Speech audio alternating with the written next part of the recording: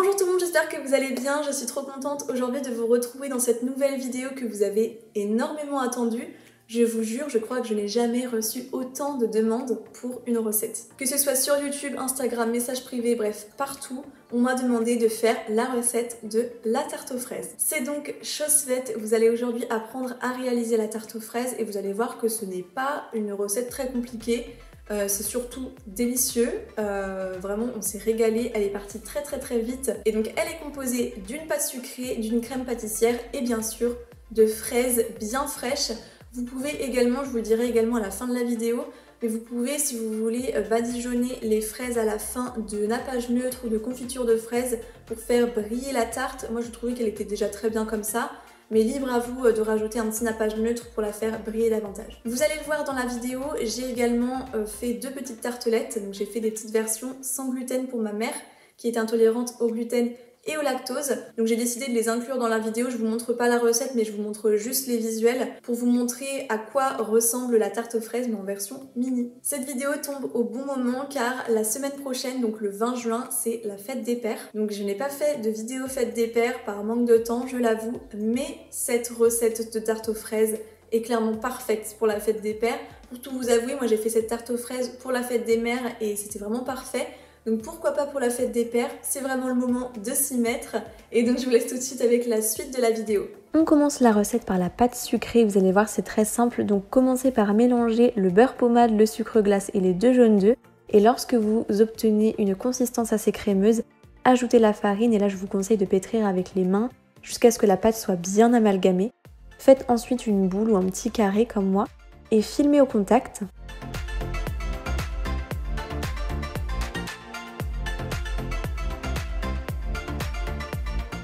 Placez au frais pendant au minimum 2 heures.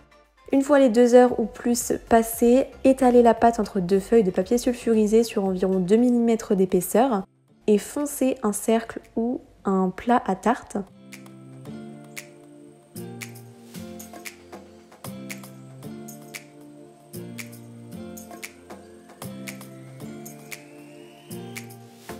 Piquez ensuite votre pâte à l'aide d'une fourchette et placez au congélateur pendant environ 20 minutes, c'est ce qui va permettre à la pâte de ne pas s'affaisser lors de la cuisson. Ensuite, placez des pois dans vos fonds de tarte avec un petit disque de papier sulfurisé et enfournez 15 minutes à 180 degrés.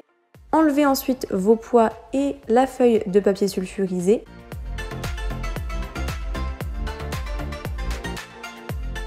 Et enfournez une nouvelle fois jusqu'à ce que la pâte soit bien dorée.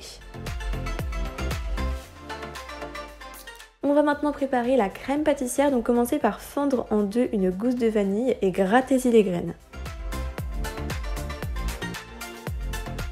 Versez dans une casserole le lait, les graines et la gousse de vanille entière et laissez bouillir à feu moyen. J'ai aussi rajouté un petit peu d'arôme de vanille. Dans un saladier, versez les jaunes d'œufs, la maïzena et le sucre blanc et fouettez jusqu'à ce que la préparation soit bien homogène et ajoutez la moitié environ du lait vanillé. Mélangez bien et versez le tout dans la casserole une nouvelle fois et là il ne faut pas cesser de remuer jusqu'à temps que la crème soit épaisse. Ajoutez ensuite hors du feu le beurre, vous allez voir qu'il va fondre puisque la crème est chaude.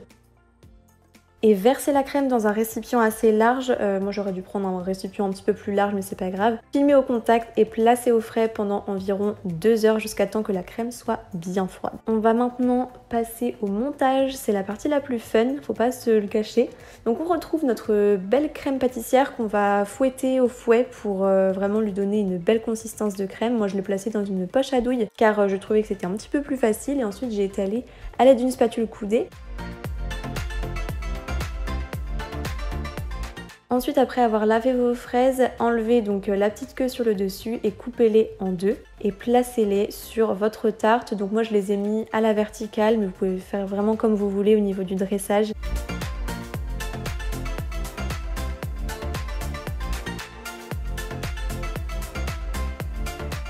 Et voilà, vous pouvez même rajouter un petit nappage neutre ou même une petite confiture de fraises pour qu'elle soit encore plus brillante, mais moi je trouvais qu'elle était déjà très belle comme ça.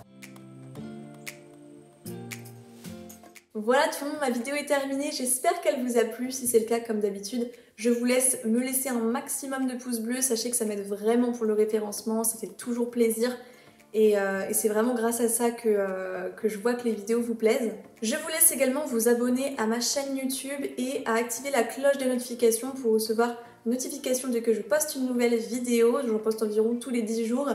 Et j'aimerais bien aussi avoir vos petits retours dans les commentaires. Donc n'hésitez pas à me laisser un petit commentaire, ça fait tellement plaisir, je réponds à tout le monde. Je vous laisse également vous abonner à tous mes réseaux sociaux. Donc j'ai Facebook, Instagram et TikTok surtout. Et en attendant une prochaine vidéo, je vous fais de gros bisous.